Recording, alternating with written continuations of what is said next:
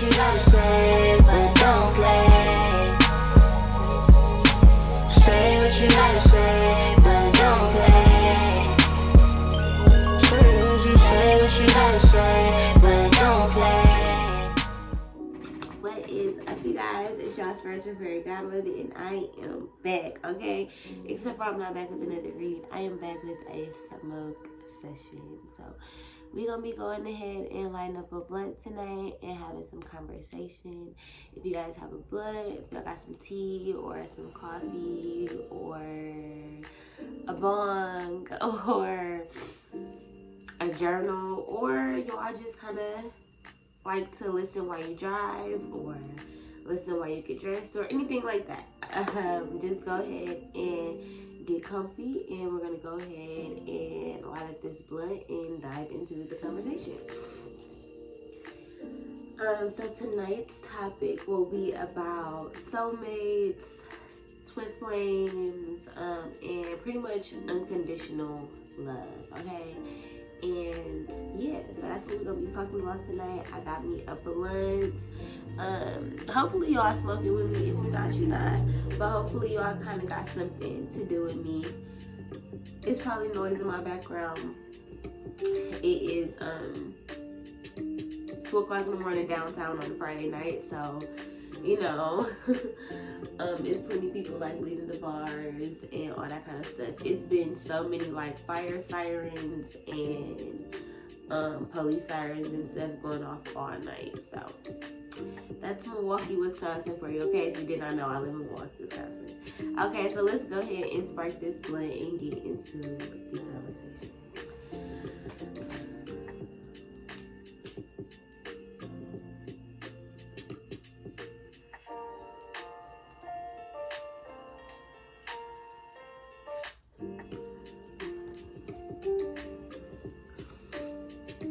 So, do I still believe in twin flames? Do I believe in soulmates? Do I believe in unconditional love? Okay, I know the last smoke session that I did was kind of very, very similar to this one regarding like, is love a thing? Like, do we love unconditionally?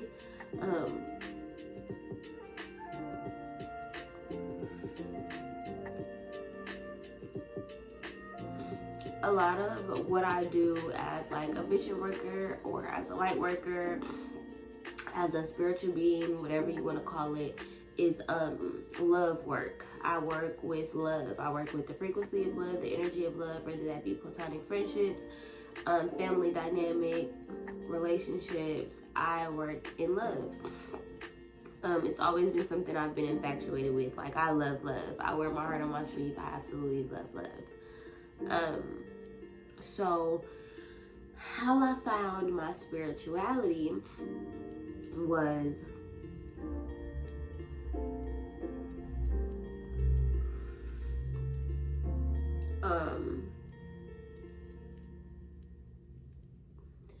reading, and I first stumbled upon this woman named Angelic Guidance 333.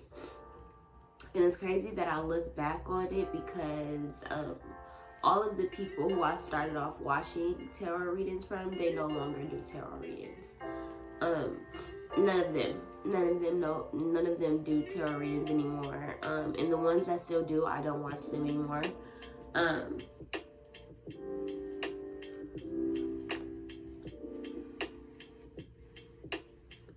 So I came into this journey because of twin flame readings.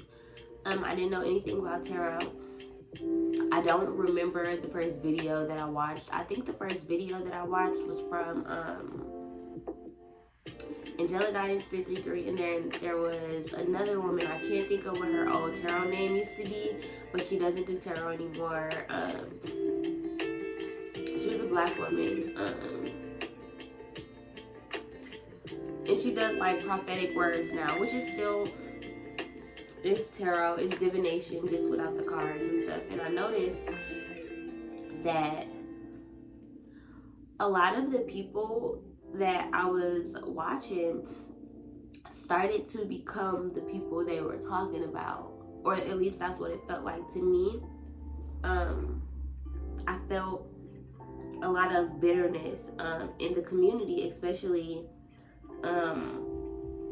when I got a boyfriend and once I started dating Jonathan. So before I started dating Jonathan on my twin flame journey, every guy that I dealt with, I felt like was my twin flame.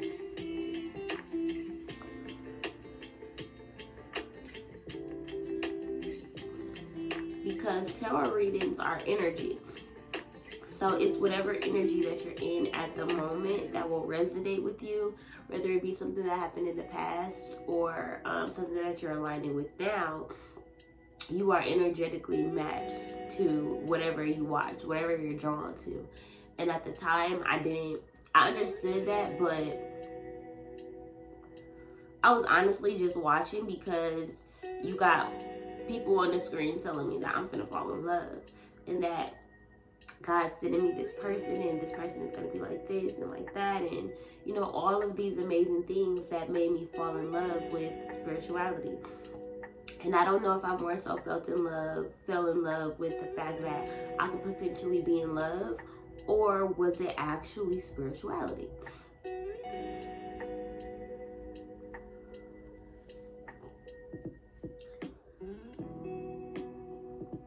Along the way, I feel like I really started to kind of rely on tarot readings. I listened to them. If they said this guy wasn't for me and blah blah blah, it's like when you listen to twin flame readings, it's like whoever you're dating at the time is your twin flame. It's a reflection, and I didn't feel that way a year or two ago. If you go back and watch my videos, you guys can see my progress. You guys can see the evolution of me and my channel and kind of how things have changed over time. But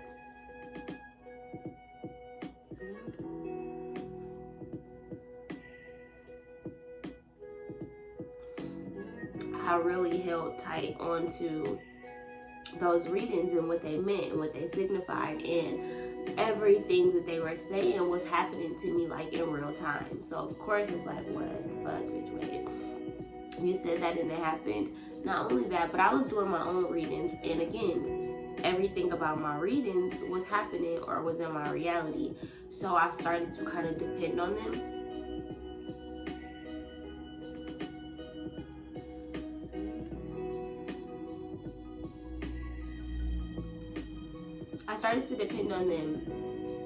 And then it was like everything was true up until I felt like I got with Jonathan. When I got with Jonathan, readings just felt different. It always felt like y'all was still talking about third-party situations and the false twin, and this person is going to be bad to you, and then you got to go through this, and then runner chaser, and you got to go through horrible shit, and then that's how they prove they love you, and overcoming love, and all this shit. And it was like once I got with Jonathan, I started feeling like ain't none of this shit true about my man. Ain't none of this shit true about my man, you know? Like, ain't none of this true about our situation. You know, y'all still talking about getting hurt and pain and past love and third parties. And I'm just like, what if that's not my experience and I'm still watching what's still maybe their experience? You can only read what you know or what you channel. And when you're channeling for such a broad variety, you only get so many messages. And I've never gotten a personal before, so I just start to kind of disconnect and unidentify with the whole twin flame spiritual journey. I continued to be on my own journey, but when it came to the twin flame journey, I kind of removed myself, not from the journey, because I don't know what the journey is. I still don't know. But I just removed myself from the community because it became very toxic to hear in every single reading that there was a third party situation and that your heart's gonna be broken and this person loves you and this person cares about you and you have to be of love and light and you have to be the bigger person and you have to heal yourself. And it's like, well, okay, what happens when I'm healing myself? You know, it's like I'm never gonna be 100% healed. I'm never gonna be 100% perfect. neither is whoever I'm manifesting as a twin flame or a soulmate. So at what point is love going to become perfect enough for me to feel like this is what I want to stay in? Because they preach to you in the spiritual community self-love in a way where it's like, I have to do what's best for me. I have to make sure nobody is hurting me. And if I'm allowing somebody to hurt me, that means I don't love myself. And it became unrealistic to me. It became very, very unrealistic to me when I got in a situation where I was put in uncomfortable situations where unconditional love would be tested. You know, mostly everyone that I watch on YouTube, nobody is married. None of the tarot readers that I watch are married. None of them have 2 family households where, you know, things are good and they have their divine masculine or their story has worked out. So it became hard to gauge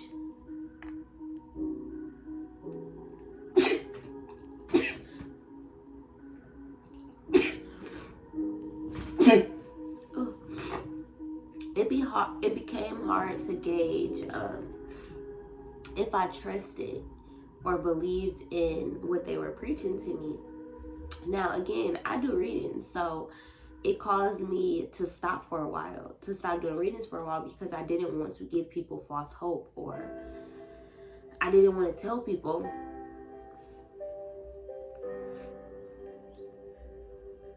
break up with this person or stay with this person, or, you know, I didn't want to be responsible for decisions that were not mine to make. And a lot of times people rely on tarot. So it really caused kind of like a shift in my career and what I was doing. And since then, that has changed, because I see the power of tarot and I see how we have to utilize things as a way of a tool and not abuse them. And that's what I was doing. I was waking up listening to readings. I was going to sleep listening to readings. I was watching them pretty much 24 hours of the day. Finding a new one that resonated with me was like a high. It was like I was intrigued. I felt connected to God because something that I was watching was so true to my life until it wasn't. Until it wasn't. And even if it was, sometimes it was too much to face. It was like they would tell me something and I'm like, I don't want to hear that shit. And then a week later, that shit would happen and I'll be like, bitch, no. Like, what the fuck? You know?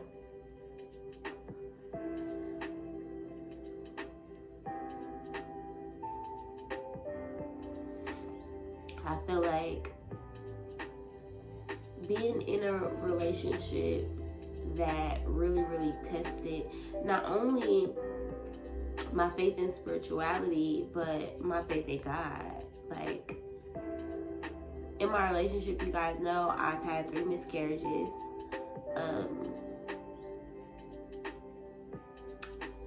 And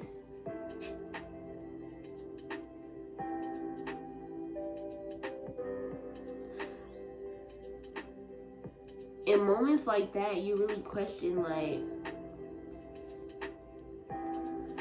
everything, your body, your partner,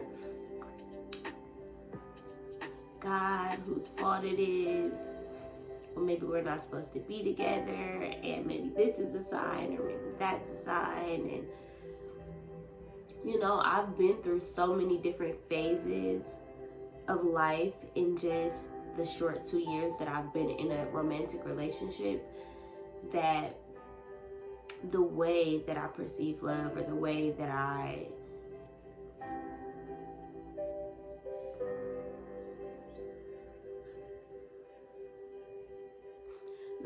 fathom love is a lot different. Because before, I couldn't fathom the fact that people went through shit in relationships. Like, to me, it was like, once you find love, once you find your soulmate, or, you know, your divine partner, your twin flame, your life partner, things get better. Like, your life elevate.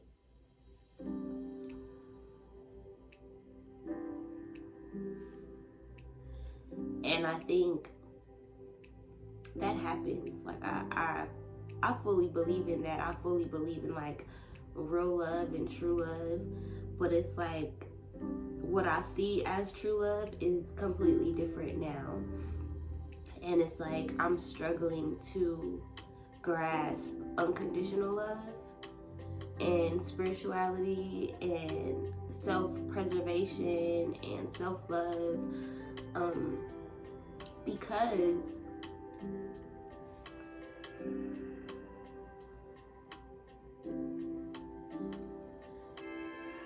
sometimes being in a relationship and having unconditional love means loving yourself enough to know when you have to fight for a love that may not be showing you your version of love, or what love in the way that you perceive it looks like. It may not show you that. It may show you something completely different. It may open your eyes to a version of love that maybe you didn't know that you had, or that you didn't know that you were capable of, or that other people were capable of when it came to you.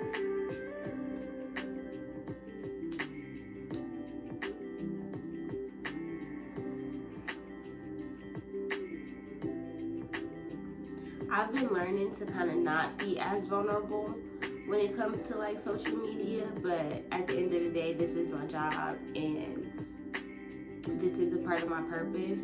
I don't go through things for no reason. I go through things to share.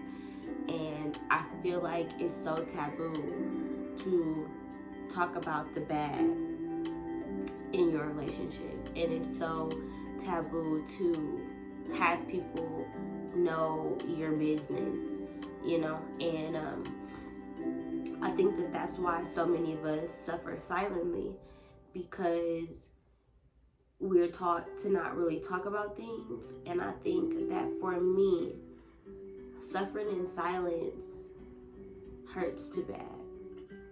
It hurts way too bad. And love itself hurts.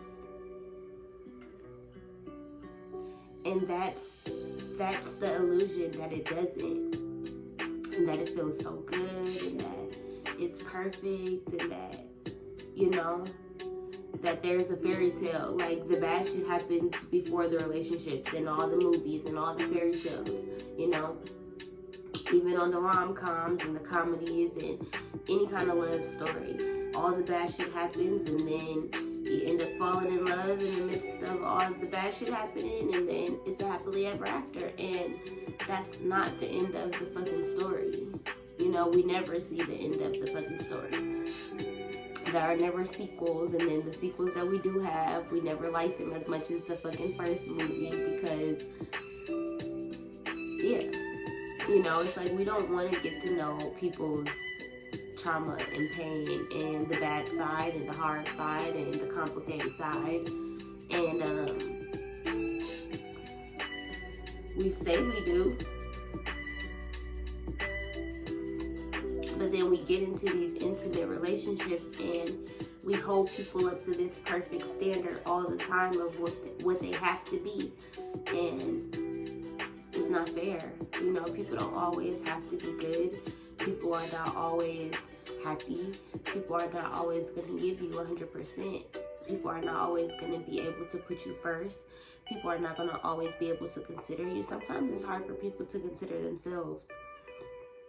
You know, I went through a period of being in the bed all day, every day. All day, every day. Not having sex with my boyfriend, not being intimate with him, not being affectionate towards him. Not only intimate just as far as having sex, but like wanting to watch a movie, wanting to cuddle in bed, and wanting to be up on you, and wanting to compliment you, and, you know. And my depression and my mental illness could have been a deal breaker. It would have been a deal breaker to a lot of the men that I consider my twin flames. You know, a lot of the men that I consider to be the love of my life. You know, people that I thought I could love this man. This man let me it's like I couldn't imagine them being with me through miscarriages or through heartache or through losing family members or through being broke. You know, the last 2 years of my life have been the most trying, and not too many people would stay in the midst of you being broke, in the midst of you losing your home. Y'all have pretty much watched it all because I vlogged it all, but what if somebody saw the shit that I've done in my relationships as red flags and left me because they love themselves? You know, like, because they chose themselves, because they weren't happy with me, because I wasn't satisfying them, because I wasn't there for them. Like, because it's possible. I've been the villain in my relationship. I've brung toxic behaviors. I've brung silent treatments and different things to my relationship, communication problems, and my own baggage and trauma and physical abuse. And I've brung things to my relationship that Jonathan has loved me through. And going through our relationship, for the first year of our relationship, I didn't feel loved, because my version of love was what they were saying on all these readings and shit. That this man was gonna propose to me right away, and we was gonna have all these babies, and we was gonna heal the world, and we was gonna do this. And it's like, how do you get to a point of that without where we've been? Like, how do... I feel like I haven't been through shit with anybody more than I've been through with Jonathan. And good and bad. Me and Jonathan have been through some bad times. Like I said, I've been broke. I've gone through miscarriages. I've went through literally the worst depression of my life these last 2 years, been in a relationship with Jonathan. And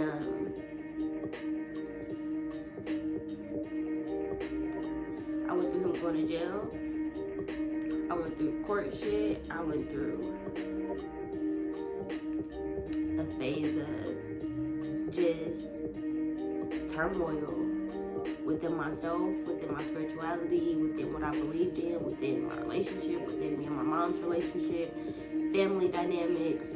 And I have a person who has been through all of that with me, you know. And it's not, it hasn't been always in his favor, and it hasn't always been in my favor, but we've been here. And sometimes I question, like, am I not loving myself by putting up with some of the things that we've experienced with each other? Because you think some of the worst things in relationships are like cheating and abuse or controlling men, possessive, and like, you know, you think of all of these super prominent reasons, but what if the reasons are just life issues, like career changes and being broke and going through miscarriages and going to jail and raising kids and having animals and having people die in your family, and, you know, real life shit other than just all these big events and moments? What about the everyday life shit that happens, you know? You can't always give 100%. And what if somebody left you every time you couldn't give 100%? Because in this day and age, we taught self-love. Nobody makes mistakes. If somebody makes a mistake, then they're toxic, and that's a red flag, and you're supposed to leave them in woman empowerment and self-empowerment. We're human. And I think in this new IA age, and the age of technology. We're in the age of Aquarius, of course, and everything is becoming metaverse and on the phones, and it's just like there are no errors anymore. Now it's like if it's an error, you auto-tune it, you fix it, you Photoshop it, you get your body done, you detox, or you put on the weave, or it's like there are so many easy fixes. And I think love is one of those things where it's forever. There will never be an easy fix to love. And that is what we need to open up about. That's what we need to speak about and be aware of, because marriage is becoming obsolete, and the marriages nowadays are becoming on trend. It's more trendy for the wedding to happen than the actual marriage to be sustained. And I think even myself was so fixated on the marriage itself and having a husband. Before getting with Jonathan, I did not know what unconditional love was. Even in my family, I didn't know that. I had grudges towards people because of how they treated me, when in reality, nobody was treating me a certain type of way. They had only been living in their experience. And I have to understand that, and I have to realize that not only about other people, but about myself too, because I've held on to a lot of guilt, just as much as I've held on to grudges. And in unconditional love and forgiveness and, and all of that, you have to be willing to let go. Just like in self-love, or just like in how God loves us, or how God shows up for us and forgives us for our sins, or whatever you want to call it. That's who we have to embody as human beings. That godly energy, that fatherly energy, that motherly energy, that nurturing energy, that creator type energy. We have to create a reflection, because that's what we are. We're reflections. That's what the sun is. It's a reflection. That's what the moon is. It's a reflection. It's all a projection of our own reality. And if my reality is unconditional love, I have to exude that. I have to give that, whether that be to myself or others. And I think that watching so many readings that were unapologetically in self-love, it became toxic to what love meant to me. It was like I had to experience it for myself. I couldn't let anybody tell me.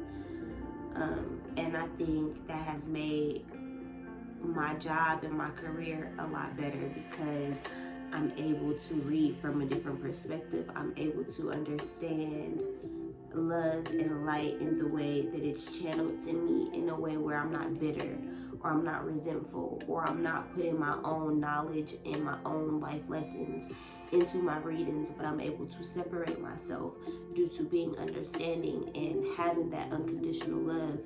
Again, not only for myself, but those who I read for and those who come out in the readings, whether it be somebody who wronged you, or somebody who you love that has hurt you, or something like that. I'm able to see that gray area and not live in such a black and white life, because that's what I feel like society had put on to me, that I needed to leave every person who I didn't agree with. I needed to abandon anybody who had hurt me. And that just stemmed from me having my own abandonment issues and getting attached to a reality that felt solidified, or that felt safe, where I couldn't be abandoned, which was love. Love made the fantasy of love to me felt like forever having somebody. And the reality of love is that you may not always have that person, but you always have to have yourself. And if you have yourself, you will always find love in every situation, in every obstacle, in every experience. And that's true love. That's the soulmate. Once you can find your soul and the love within yourself, you can love yourself enough to see past somebody's flaws. And that's what I had to realize. Like, being in love and going through trials and tribulations, you feel like you're not loving yourself if you're putting up with something that doesn't make you happy. But even when you can be happier without somebody, sometimes you don't want to. You don't want to. And I think we're kind of taught to deprive ourselves. And I don't know why. We're taught that being selfish is a bad thing, and it's not. Because when you are really fed up with something, when you're really unhappy, when there's no longer anything keeping you a hold of something, you will leave. Whether that means you're in an abusive relationship and you got to take you and your kids, or you living at home and your parents don't believe in your sexuality and you got to run away, or you're being abused at home and you got to run away, or something is happening to you and you got to get it. At some point, you're always going to reach a level of, even if it's just something smaller, and I don't want to say smaller because just because somebody's problems don't look like somebody else's doesn't mean any is like bigger or smaller. But let's say shit, you just at a job where you're getting paid a lot of money but you're really, really unhappy. It's not bad until you're fed up, until you decide that you're done. And at some point it will happen. You know, and I feel like until that happens, you have to give in to yourself. You have to give in to the things that you want until you don't want them anymore. Until, if it's not good for you, it won't be for you. But if it is, sometimes it just is. And I think that that's what love is to me. It's giving in to the things that I want, whether it's, oh my God, I really, really love this food, but society telling me that I shouldn't eat this, or I should be like this, or I should do this, but I really, really want it. And then I can have it until my body then rejects it. And then at that point, it's like, okay, it was a want. It was just a want. But until your body stops craving something, until you stop wanting something or needing something, I feel like you still have love for it. You still have love for that thing, and love doesn't have to be everlasting to be unconditional. You know, I feel like you can learn to see the balance, or learn to see the good and learn to see the bad in absolutely any situation, in any instance, in any circumstance. And there's a certain quality in being able to do that. There's a certain quality in being able to live in acceptance all the time. I mean, I don't think anybody lives in acceptance all the time. Maybe Buddhists or monks, and who knows what they're thinking. Like, just because you're quiet don't mean you're at peace. So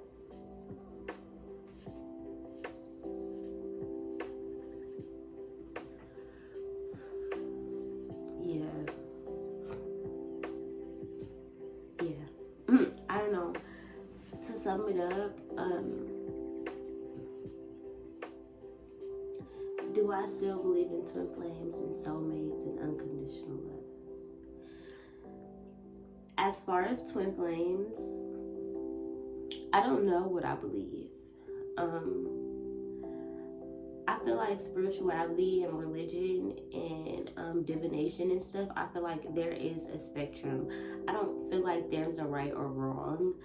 I feel like, because for me, I don't feel like any two people see things exactly alike. Like, none of us have the same eyes, none of us have the same height, none of us have the same exact stature. So what I see versus what you see physically is even different, because it may be a different angle, or it may be different lighting from where you're standing versus where I'm standing, and different things like that. So if it's like that just with things physically, I can only imagine how it is with our minds. So I'm pretty sure how I perceive God and how you perceive God are two very different things, even if we maybe believe in the same religion or we fathom the same type of God. But all in all, like, I believe that your twin flame is everybody around you.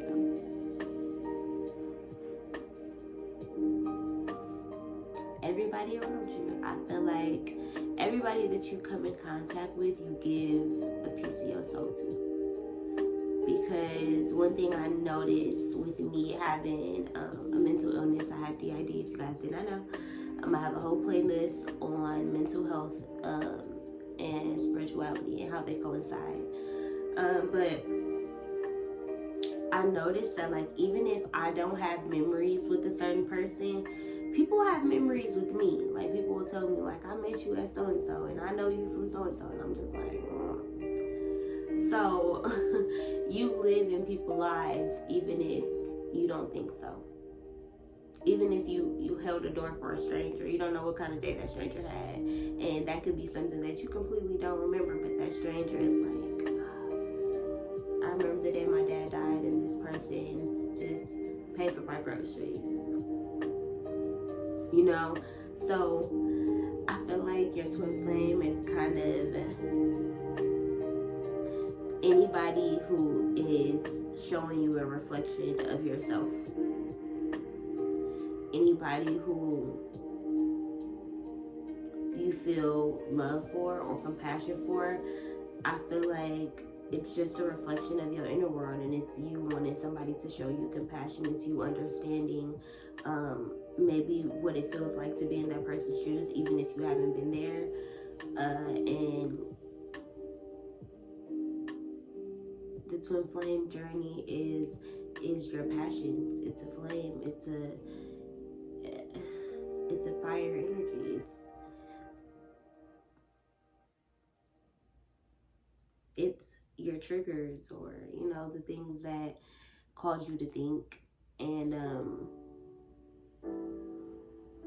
I think it serves its purpose because it got me here. Like, it got a lot of people here. A lot of people became spiritual and found God through tarot and through twin flames and through the love journey, because love is the highest frequency. And if God knew that a lot of people were searching for love, and this was a way to get people to follow him or to know him, I'm all for it, because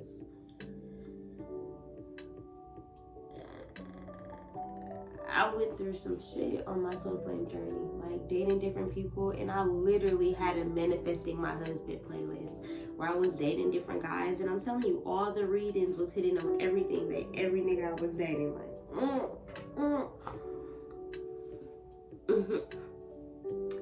And then as far as soulmates, I feel like we have a bunch of them. I feel like my dogs are my soulmates. I feel like my pets are my soulmates, and strangers and people that I've come across who have noticed me and believed in me, and who are kind to me or whatever. Yes, I believe in soulmates and unconditional love. I believe that there are conditions in love. I don't necessarily believe in unconditional love, but I want to. It's like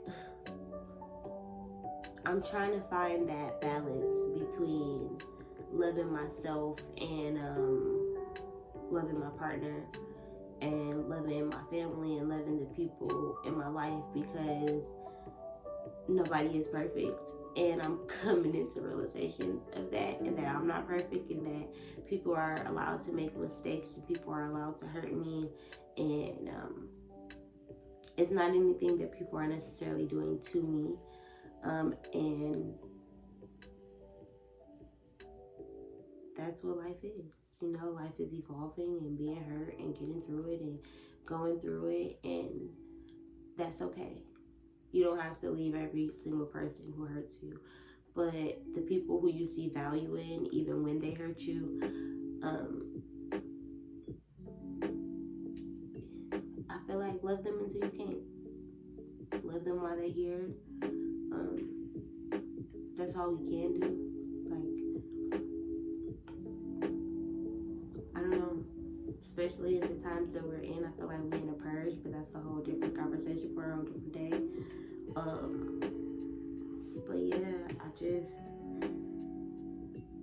I want to get to a level of unconditional love, because I don't feel like I love anybody in my life unconditionally. I say I'm gonna cut my mom off all the time. I say I'm gonna cut my family off all the time. I say I'm gonna cut my man off all the time. I say I'm gonna cut myself off all the time.